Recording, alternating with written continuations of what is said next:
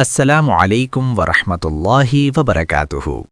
میرے پیارے دوستوں، آج کی یہ بات بہت توجہ سے سننے والی ہے، کیونکہ یہ ایک ایسی رات کے بارے میں ہے جو رحمتوں، برکتوں اور مغفرت سے بھری ہوئی ہے۔ ناظرین کرام، شب برات قریب آ رہی ہے اور یہ اللہ تعالیٰ کی خاص رحمتوں والی رات ہے۔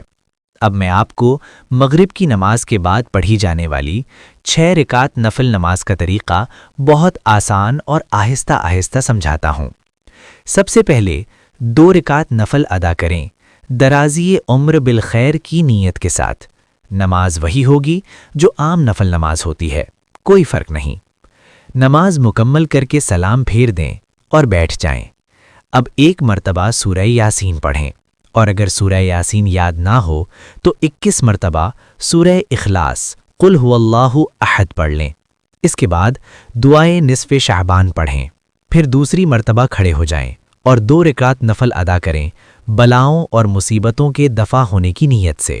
نماز مکمل کرنے کے بعد پھر وہی عمل دہرائیں، سورہ یاسین 1 بار یا سورہ اخلاص 21 بار اور دعائے نصف شعبان۔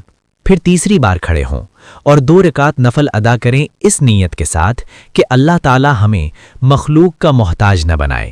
نماز کے بعد ایک بار پھر سورہ یاسین یا سورہ اخلاص 21 بار اور دعائے نصف شعبان پڑھیں۔